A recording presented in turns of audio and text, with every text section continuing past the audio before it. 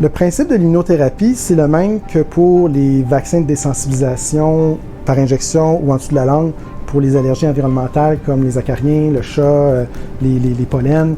Le principe, c'est qu'on s'expose à des micro-quantités de l'allergène en dessous du seuil qui nous fait réagir. Et la cellule d'allergie, lorsqu'elle rencontre son allergène, elle désactive les anticorps qui lui permettent de reconnaître l'allergène. Et là, on fait ça tous les jours. Dans le cas de l'allergie alimentaire, on va manger une petite quantité. On va revenir en clinique 2 semaines plus tard pour en manger un petit peu plus.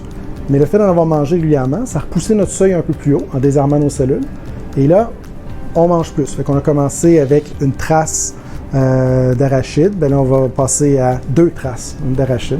Puis ainsi de suite. À toutes les 2 semaines, on va augmenter puis on va repousser le seuil. Chaque fois, on va désarmer notre cellule d'allergie des nouveaux anticorps qui viennent se fixer à sa surface.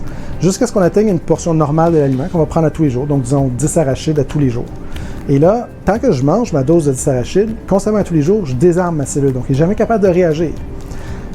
Et ce que ça fait, c'est que pendant les 24 autres heures de la journée, ben, j'ai plus besoin de me soucier de est-ce que je vais avoir un accident avec des traces. Tu peux pas avoir un accident avec plus que 10 arachides sans le vouloir.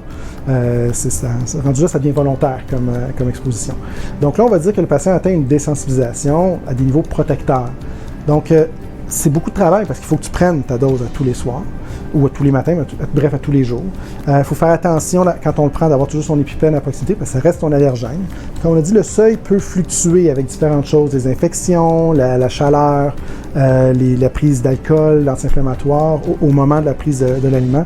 Donc, il y a plein de petites règles à suivre, notamment avec l'exercice physique, pour ne pas faire monter notre température corporelle, pour ne pas faire baisser notre seuil de réaction, pour que ça se passe bien. Ultimement, la majorité des patients vont me dire « j'ai jamais eu de réaction depuis mon diagnostic ». Le taux de réaction annuel, on dit qu'il est autour de 15% par année. Quand on fait une désensibilisation, les chances sont qu'on va avoir quelques petits accidents en cours de route, qu'on va réagir à notre dose. Fait que si le but, c'est de ne plus avoir de réaction du tout, de ne pas en avoir, bien, la désensibilisation, c'est pas ça que ça fait. On va avoir des réactions, mais le contexte va changer. On va avoir des réactions au moment de prendre notre dose. Quand on a choisi de prendre sa dose, avec l'épipène qu'il y a là, on est prêt à réagir en cas de besoin. Généralement, les réactions vont être cassées rapidement parce qu'on va se traiter de façon appropriée. Mais le bénéfice va vraiment être dans nos 23 autres heures de la journée. On n'a plus besoin de se soucier de ça. Et ça me dit, c'est quoi l'impact d'une allergie alimentaire?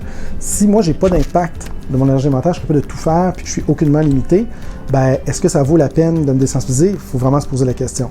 Mais si moi, je m'empêche de faire plusieurs choses, ça me pèse, je ne vis pas bien avec ce risque-là, c'est là qu'on va avoir le plus gros bénéfice, indépendamment du fait qu'on réagissait ou pas à notre allergène.